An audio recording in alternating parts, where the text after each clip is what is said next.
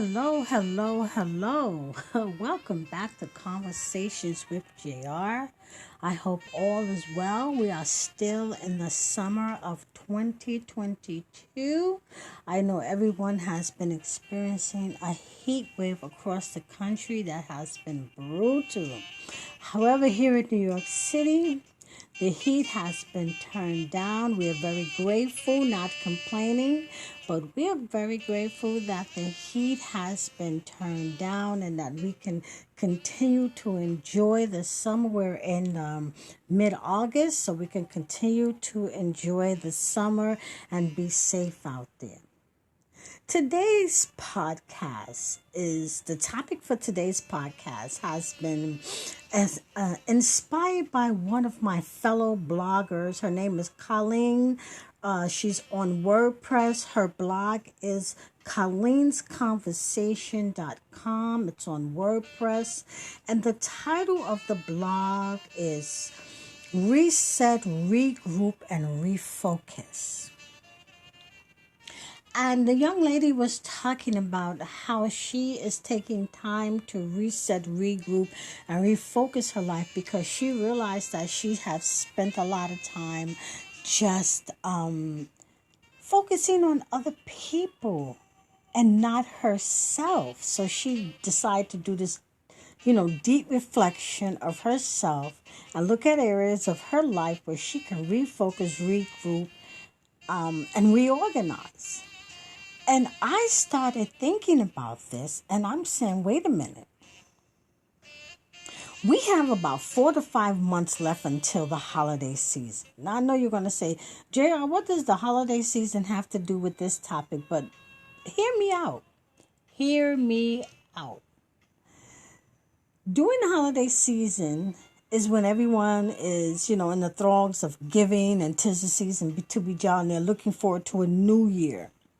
And what they're looking forward to a new year for is that they're looking forward to a new year to rethink and reorganize their life. And they go into these New Year's resolutions and start making all these new lists and promises that they, want to do for their lives. And my question to my listeners is this, why are you waiting for a new year to reset, regroup, and refocus? A new year just brings a new number.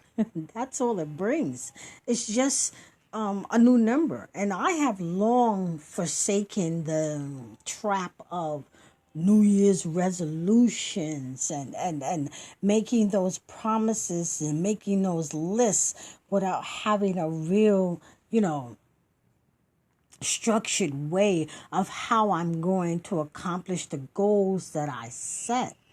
So the only difference about waiting for a new year again is that the number is going to change. What does that have to do with regrouping, resetting, and refocusing? Ask yourself that question. What about that voice in the back of your head? I'm always telling you about those voices in the back of your head that's been nagging you. And it's getting louder and louder. That voice is you talking. That's no conversation happening in your head. That voice is you talking. And that voice in the back of your head that just keeps nagging at you and getting louder and louder is asking you to make time to make changes and to reset, regroup, and refocus some things in your life and some areas of your life that you are maybe in denial of that needs to be changed. Now listen, I am not a psychologist. I am not a social worker. I am not a relationship guru. And I am certainly not here to try to tell you how to fix what's wrong in your life. This is just J.R. Floyd having a conversation about something that I think that we all go through and that we all sit down and we think about or we don't think about. Let's be honest with ourselves. We, people, make many excuses why they don't sit down and reflect on their life. The biggest one is time. We use the excuse of being busy, and then we get this long list out and we say, well, it's the marriage, the kids, the job, I'm trying to go back to school, lack of finances, lack of resources, yada, yada, yada. But I believe, this is my own opinion, that the majority of the reason why people don't sit down and reflect about their life and put the effort into changing, I think a lot of people are just comfortable with being stuck, complaining, feeling hopeless, okay, not beating up on anyone and their emotions and their feelings, because I don't live your life. I don't know the experiences that you're having, and I don't know what you're going through while you're listening to this. But I'm just asking you to think about the reasons why, people get so complacent and they get in this rut, don't even know they're in a rut. Don't even know that they're stuck.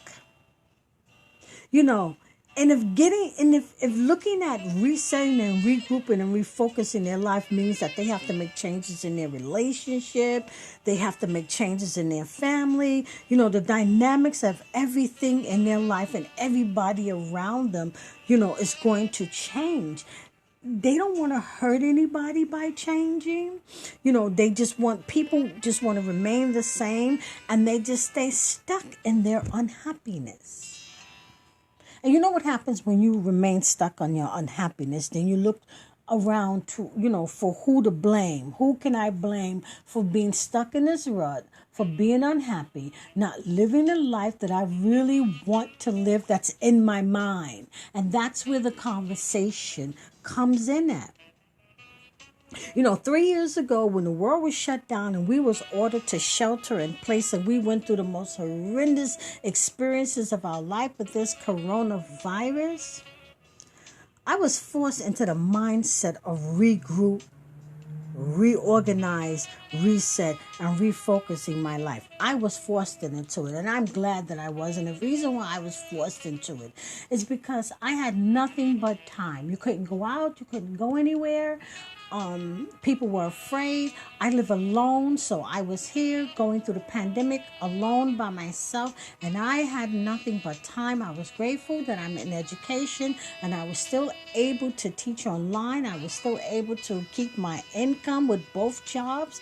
I was able to keep my income, but it still gave me that time that I needed to slow down. It was like a forced slowdown, and I was able to slow down. And like millions of other people, just before the pandemic happened, I was busy. I thought I was actually living my life. I knew I wasn't living my best life, but I was living my life, and I was busy, and I was caught up in everything. But what happened was I started to realize that I was actually stuck and didn't even know that I was stuck. I was being trapped. And I didn't even have the awareness to know that I was trapped in this pattern of running on that hamster wheel. And I was getting nowhere. It looked like I was being productive because I was always busy. But busy doing what for whom? And being busy does not mean productivity. It does not mean that you're going to see the results that you want to see. It doesn't mean that. It means just that, busy. Busy what? Doing nothing. When I was faced with the time to reset, regroup, and refocus, I discovered clarity and awareness to how unfulfilling my life was. I got up every day and I went to a job that I realized that was sucking the life out of me and I was a slave to. Okay? I really was. Now listen, I'm in education and I love education, but the institution that I was working at, the ceiling was there and that was it. Okay? And I know a lot of listeners say, well, why didn't you leave? I like the level of where I'm teaching. I'm in a college setting. I like English literature. And I like the level where I was teaching. And I didn't have the credentials at that time that they wanted. So that's why I did not move on. So there I had to get a second job and I was struggling. And so that was the trap. I was running in between two jobs, and all I was doing is running on this hamster wheel, trying to make this money in order to survive, in order to just live my life. but it wasn't like a real, true, authentic life. It really wasn't. It wasn't a real, true, authentic life. And so what I did was I just continued on and I forged on just like, the rest of the people do. You just get up every morning and you dread getting up and you just do what you have to do for when you have to do it. But when I was forced to slow down, I understood why I was overwhelmed and underpaid and overwhelmed and angry. But at the same time, I thought that was all I was worth.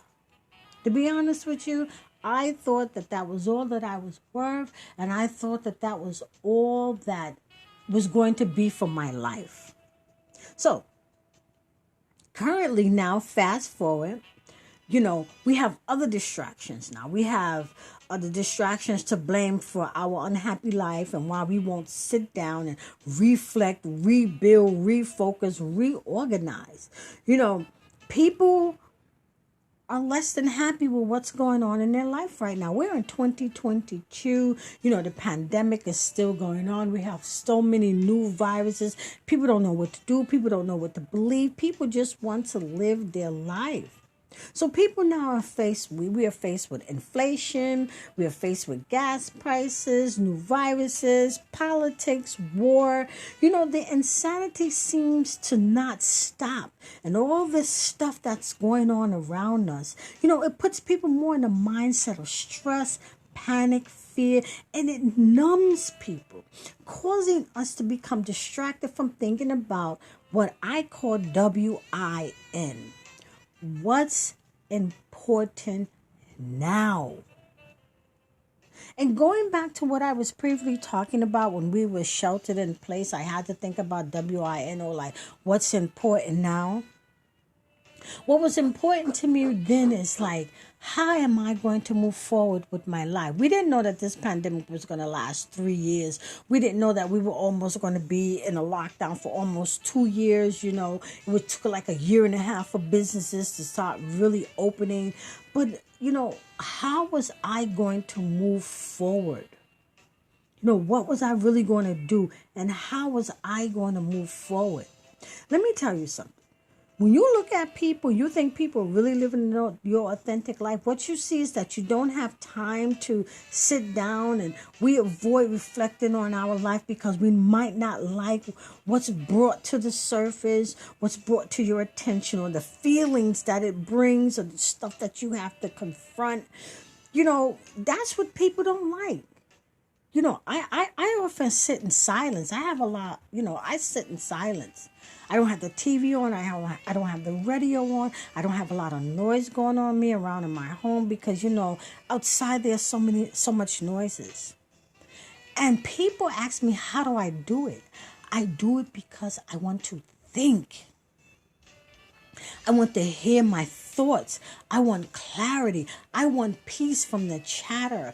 And a lot of people don't want to do that. And the reason why they don't want to sit down and reflect in that matter is because they don't want to be faced with their own thoughts, their own thinking, the feelings and emotions that will arise because it's scary. Now, let me tell you something about this. Regroup, reorganizing and refocusing.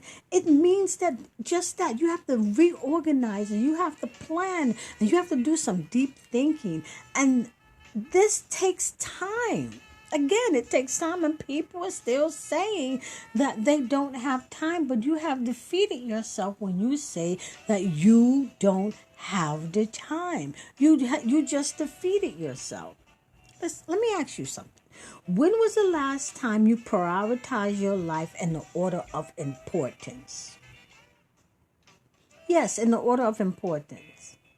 People need to stop packing their daily lives, their daily schedule with unnecessary activities that take them away from goals. Sometime again, I'm going to repeat that busyness, being busy all the time, running all the time, doesn't mean that you're being productive or that you're seeing results. Sometimes it means that you're distracting distracting yourself from the things that you really, really need to do. Maybe it's time to revisit the goals and the vision that you had. But for a long time, a long life's past, those dreams, those visions, those goals, those desires, they got buried. They got lost. You took on more than what you can, chew, so to speak. And you got all these tasks to do. And you let the marriage and you let the children and you let so many things overwhelm you. And I know a lot of listeners might be thinking, oh, she must not be married. Oh, she must not be children. No, I'm not married because I don't have the time and the energy and the dedication to devote to a relationship. Because it will take me away from my vision, my goal, my brand of conversations with JR. Because I need a mate that's going to understand me, get me, and allow me to be who I am. As far as children, my son is 40. He lives in North Carolina. I have 3 grandchildren.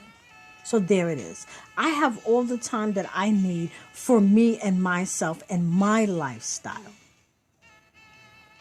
See, I knew that that's what happened to me when I talk about, a long life's path and experiences, that things happen to make you bury your goals, your vision, your dreams. And that's what happened to me. When I sat during that time of reflection and I allowed events in my life to overtake, and I kept putting me last, and I kept putting the things that I want last, and I kept putting the things that was important to my life last. But I was so fixated on survival. Like so many other people. I understand that. Like so many other people, I was just so fixated on survival, having to survive and running here and there and having to survive. People say life happened, and I say, yes, life happened, but people should learn the skill and the practice of consistently and constantly evaluating their life. I had to learn this. I didn't just wake up one morning and, Shazam, blink like a genie, and these things started happening to me. It took time for me to develop a practice of consistently, on a consistent basis, reevaluating my life, reevaluating my focus. Where am I? How did I get this? Am I on the right track? Am I around the right people who are going to help me to connect to where I want to go? Am I around the wrong people? Am I in relationships that are dragging me down spiritually, emotionally, financially? That's what reflection will do for you. That's what reflection will do for you. I use various methods to evaluate where I am on the right path, or am I just being busy and not really getting, things done, accomplishing what it is that I want to do. I know a lot of people don't believe in vision boards, but I do. I made a 5-year vision board, and we're now in 2022. I made a 5-year vision board. I did. And when I'm looking at that vision board every day and I'm seeing the tasks and I'm seeing the things that I'm checking off and I'm seeing the things that I am accomplishing on that vision board, I know that I am on the right path. I'm on the right focus. I don't allow myself to take on anybody else's task, anybody else's problem, anybody else's journey. I stay focused and true to the things that's going to help me to get to where I want to be. Right now, the journey that I'm on right now, it's a glorious one. Sometimes it's a frustrating one. Sometimes it takes me 2 steps forward, but I keep backwards. I'm sorry, but I keep going. Another way is that I journal. I journal a lot. I have a vision book. I check in with that vision book daily. I have a jar. It's just a plain old mason jar, and I get some post-its. And every time I accomplish a goal, I write it on that post-it and I put it in that jar. I write it on that post-it, I put it in that jar. Every time a blessing comes to me, I put it in that jar.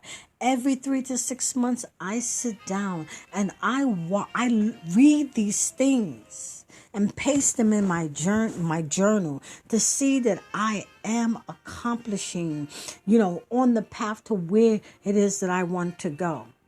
I have wanted to change careers for a very long time, but I didn't want to leave education. Well, this year, 2022, I have accomplished the goal of changing my career, and I can still stay in education. And I have an increase in income that is going to help me towards focusing my goal on my retirement.